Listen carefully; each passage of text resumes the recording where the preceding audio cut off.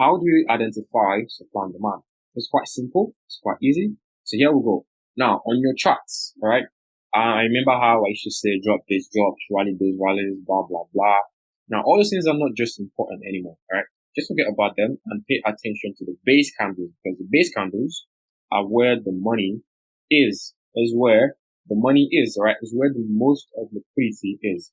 Okay, that's where order flow is. Now, that's where the order for supply and demand is, right? It's not really about the base drop, or the rally, however it looks. But base candles in general have power, right?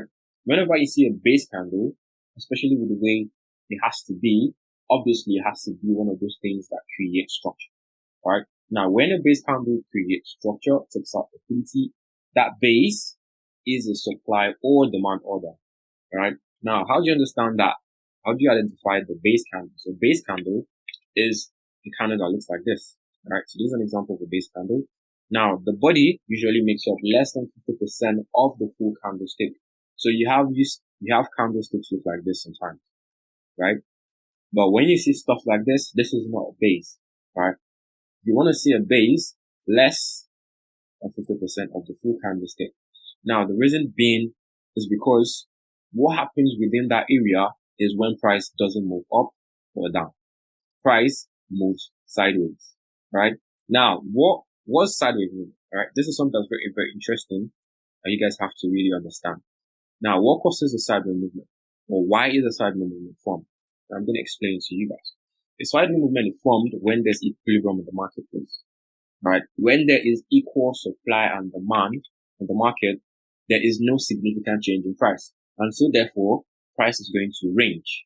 Price is not going to move up or down. The price is going to move sideways. All right. Now, until supply is greater than demand, or demand is greater than supply, that's when price goes in a different direction. So until supply is greater, if supply is greater than demand, then you're going to have a drop, right? If it's otherwise, then you're going to have an increase in price.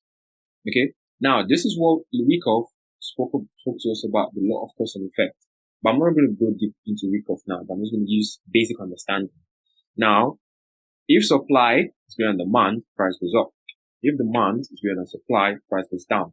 But based on the fact that you're looking at price action within any time frame whatsoever, and you see a base, that goes to tell you that that is a cause for something, all right? And understand the fact that when a cause is prepared, an effect happens, right? So what I mean by that is, based on the fact that there is no significant change in price, there is no supply, or there is no higher supply or higher demand in the market, that is where the banks, the financial institutions, the big market players, the small banks, and the financial institutions, commercial companies, that's where they all gather and buy assets, right? So they have a lot of time to get into the market at that time, buying or selling assets, whichever one they want to do. But what they're doing in there is gaining control of that particular asset.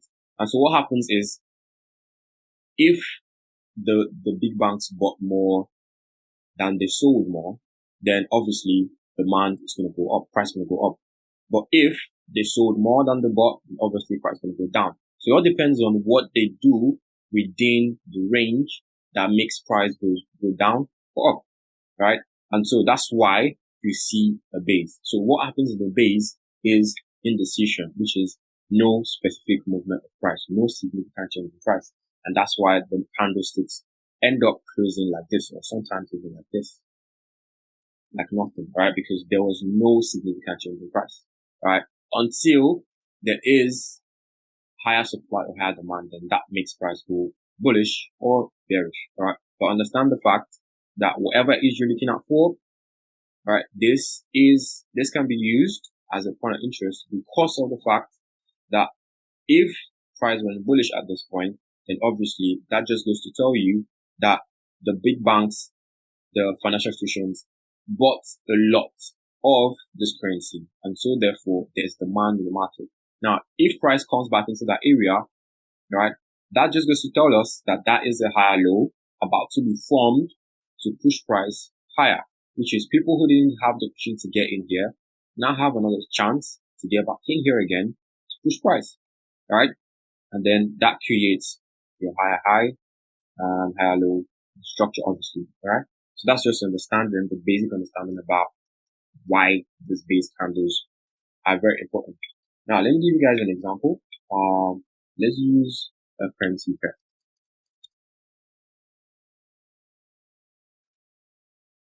Just to illustrate what I've just shown you guys, especially about the base, right? And tell you why it's a base, etc., etc.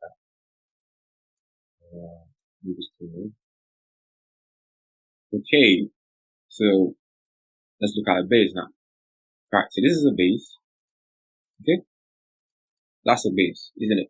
Now, like I said, this area can be used as a point of interest, isn't it? Now, do you see what happens when price gets in there? Orders are being triggered and then price pushes upwards. Obviously, we didn't break this high, so we couldn't say this is a higher high. And obviously, it didn't make any sense to buy here, but understand that there could be possible rejections. And knowing that this is now a bearish trend because you have lower highs, lower highs, lower lows, you guys get the point, is it? So that's why. But I just want to show you the power of the base, right? They are used especially at the swing high or low of price. Okay, and so they can be used as point of interest to get more orders to push price wherever price wants to go. Now, but that's not the main thing I want to talk about. I'm going to show you what really happens in the base and why it's called the base. Right, like I said, is when there is no specific change in price. And I'm going to see that in the fractals. So let's check out the weekly in there. Check out the weekly and daily. Okay, so this is the weekly. Let's check out the daily. All right, starting to see the range, isn't it? Let's check out 12 hour. Perfect. Now you see this, all right? What's happening in here? Price is going sideways. Okay, price is going. Let's say, okay, so this is where the base started off from. So let's say here and here. All right. I could say that this was an accumulation. I could say it was not an accumulation, whatever. But this right here, there is no significant structure. One, there is no significant change in price. What's happening is price moves sideways, but collects orders. Anyways, the banks buy and accumulate more orders to push price wherever they want to push it to. So what happens in the base most of the times is side movement, right? Indecision of what's going to happen. And then when the following know what's going to happen, then the push price wherever they want to go to. I think this will look a lot more better on the 8R. Let's look at the 8R.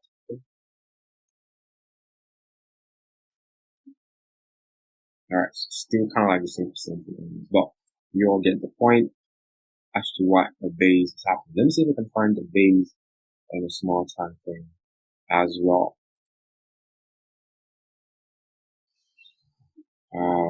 Okay, so there is a base here. These are base candles. Okay, now let's check out those base candles in fractals. Alright, cool. So you see what's happening here, sideways movement, right? Evidence of a base. Now the base, right? The cause and then the effect. So this is the effect of the base. The banks got in here at whatever time it was. I think this was midnight. Yeah, this was midnight. And then they accumulated orders Asian session actually. And so there was no significant change in price. Price was ranging from 1.21 to 1.21, still the same thing. So price was ranging, and then London market opened, everything opened, and price pushed up, demand control. Okay, so base candles can be used as per interest. Obviously, this is what happened. Price comes back into the base, right? The equilibrium area actually of the base, and then goes bullish at, I believe that was London open. Exactly London open, right? So you see how interesting it is, okay? And how base candles can be used as a point of interest. Understanding what a base really is really key, right? And it can help you guys a lot by picking out points of interest. Do I make myself clear? Does it make sense? Like what happened here is even fractal base play. Fractal base outplay. Look at that. Fractal base within the base base within the base, everything is just playing out, and you have London Open give you that sweet mitigation, and the risk would be about 1.5 pips, and you have a very good trade for that morning. Say price went up about 30, thereabout, you have about 20%, 10%. Isn't that cool for the morning? Isn't that cool even for the week? I think it is. All right. So yeah, that is how to play your bases, and that's what a base really is.